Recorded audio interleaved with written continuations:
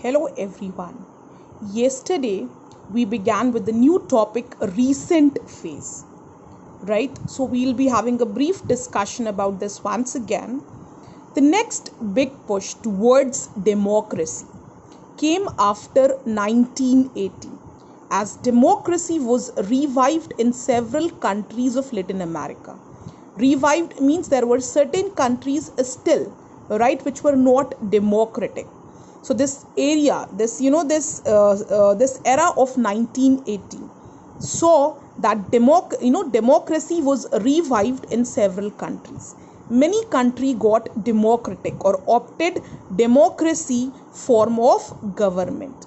Now, Soviet Union, everyone knows, the largest communist group which comprised of 15 countries, because of which even the non-democratic Communist Party in Poland was able to rule.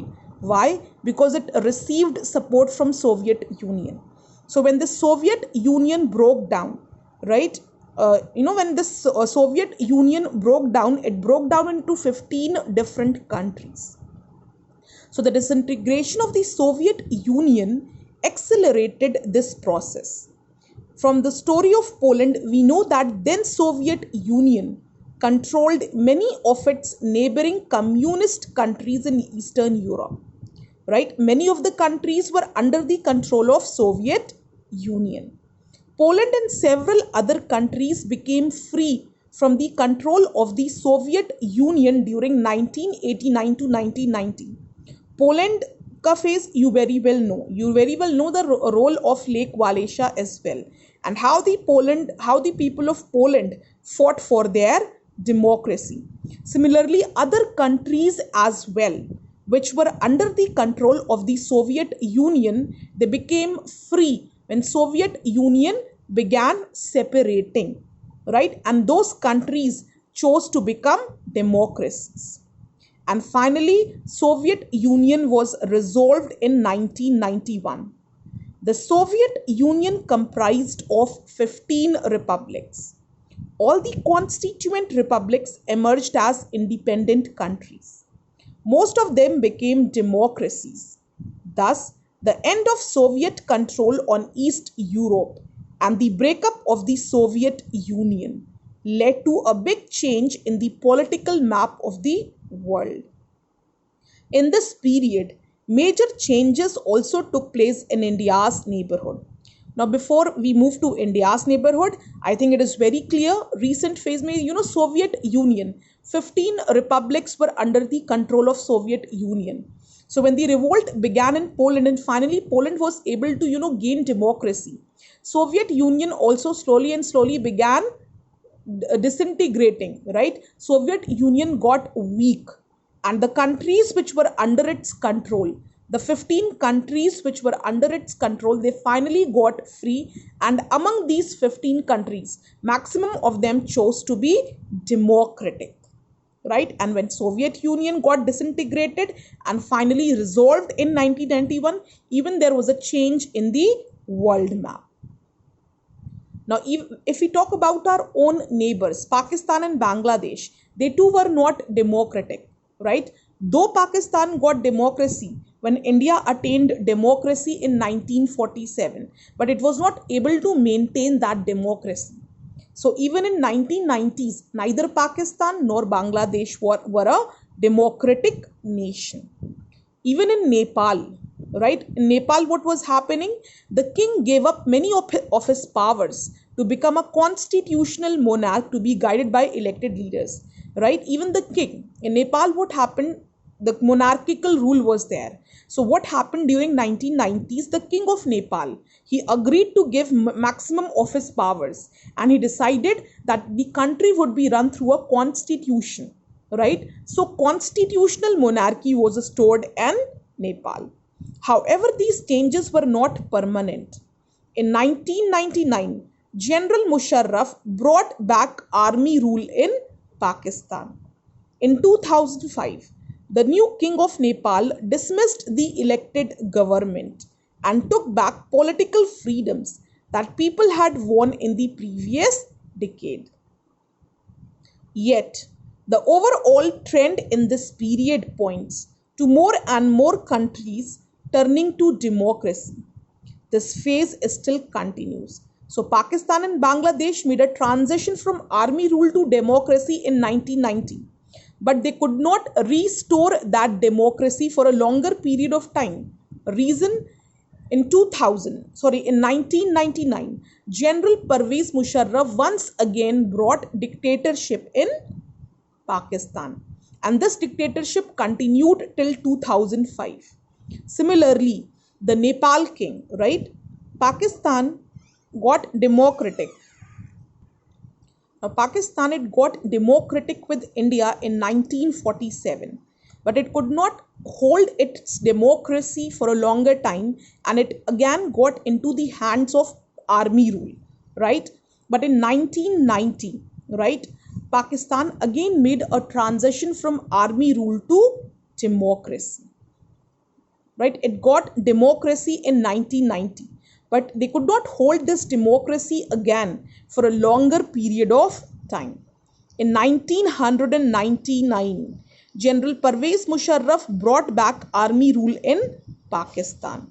In 2005, the new king of Nepal dismissed the elected government and took back political freedoms that people had won in the previous decade. Yet, the overall trend in this period points to more and more countries turning to democracy, and this phase is still continuing. By 2005, about 140 countries were holding multi-party elections. This number was higher than ever before. More than 80 previously non-democratic countries have made significant advances towards democracy since 1980. But even today, there are many countries where people cannot express their opinion freely. They still cannot elect their leaders. They cannot take big decisions about their present and future life. One such country is Myanmar, which was previously known as Burma. It gained freedom from colonial rule in 1948, and it became a democracy. But the democratic rule ended in 1962 with a military coup. In 1990, elections were held for the first time after almost 30 years. The National League for Democracy, led by Aung San Suu Kyi, won the election. But what happened? The military, refused to step down and did not consider the election results. Instead, what happened? The people who were there, the people who had won, they were put under house arrest. In the military, instead the military put the elected pro-democracy leaders, including Suu Kyi, under house arrest. Political activists accused of even the most trivial offences have been jailed, and many of the political activists who went against the military coup, they were jailed. Anyone who was caught publicly airing the views or issuing statements, right? He was, anyone who went against the military coup, against the dictatorship, anyone who tried to speak against this injustice was put in prison for 20 years. Due to coercive policies of the military-ruled government in Myanmar, about 6 to 10 lakh people in that country have been uprooted from their homes and have taken shelter elsewhere. Because of this, you can say brutal rule of military. Brutal rule of military, about 6 to 10 lakh people have left Myanmar and have shifted somewhere else. Despite being under house arrest, Suu Kyi continued to campaign for democracy. According to her, the quest for democracy in Burma is the struggle of the people to live whole, meaningful lives as free and equal members of the world community. Her struggle has won international recognition. She has also been awarded the Nobel Peace Prize. Yet the people in Myanmar are still struggling to establish a democratic government in their country. Now, democracy at the global level. After reading about the various phases of expansion of democracy, a teacher, Mr. Singh, asked the students to summarize what they had learned This is how the conversation took place. An example of a conversation between these students. Now, Farida, we have learned that democracy has been expanding to more and more regions and countries all over the world. Rajesh, yes, we live in a better world than before. It seems we are moving towards a world democracy. Now, a new term, world democracy, is being introduced. Sushmita, world democracy? How can you say that? I saw a television program that showed how the Americans invaded Iraq without any justification. The people of Iraq were not consulted at any stage. How can you call that a world democracy? Farida, I'm not talking about the relationship between different countries. I'm saying that more and more countries are becoming democratic. Rajesh, but what is the difference between the two? If more and more countries become democratic, isn't it obvious that the world also becomes more democratic? After all, the Iraq war was all about taking democracy to that country. Sushmita, no, it is not obvious to me. Now Singh sir intervenes. I think we are talking about two very different things here. Farida spoke about the establishment of democratic countries within different countries in the world today. Sushmita and Rajesh have differences over something else. Their differences over the relationship among different countries. It is quite possible, Rajesh, that the rulers of the country who are democratically elected by their people may want to dominate over other countries. Sushmita, yes, sir. That is exactly what happened in the case of war on Iraq. Surinder, I'm confused. How can we talk about democracy at the global level? Is there any world government? Who is the president of the world? If there is no government, how can it be democratic or non-democratic? International organizations. Now, in the next slides, we'll be studying about the international organizations. So, while Surinder is right in a simple sense, we cannot say that the question of democracy does not arise here. There is no single world government, but there are many institutions in the world that perform partially the functions of such government. These organizations cannot command countries and citizens in a way a government can, but they do make rules that put limits on what governments can do. Consider these points. Who make laws and rules to govern the seas that do not fall within the boundaries of any one country? Or who takes steps to control environmental degradation that threatens all the countries? The United Nations has evolved many conventions on these questions that are now binding on most countries of the world. So this world organization is your United Nations, under which most of the countries lie, and the countries which are a part of United Nations, they are bound to follow certain set of rules and regulations which have been put up by this organization. The UN is a global association of nations of the world to help cooperation in international law, security, economic development, and social equity. The UN Secretary General is its chief administrative officer. What happens when a country attacks another country in an unjust manner?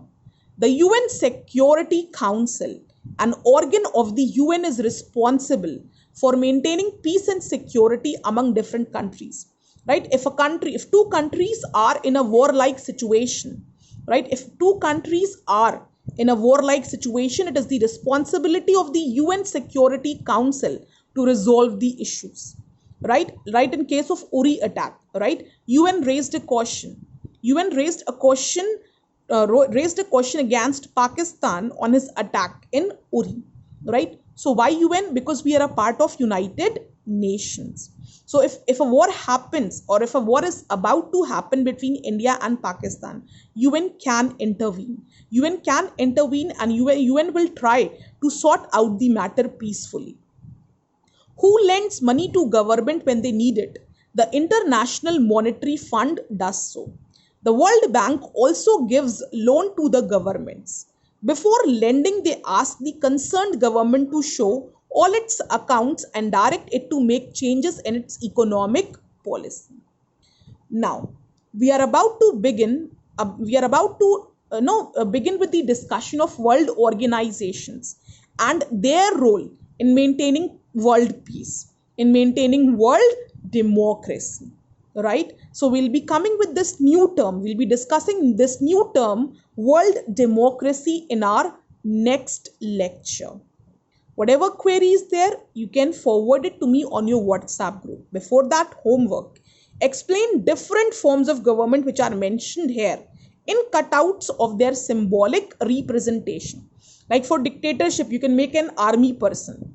For absolute monarchy, you can make king and queen. For democracy, you can make the symbols of democracy. Right? And you will submit it to your work positively by tomorrow. Thank you.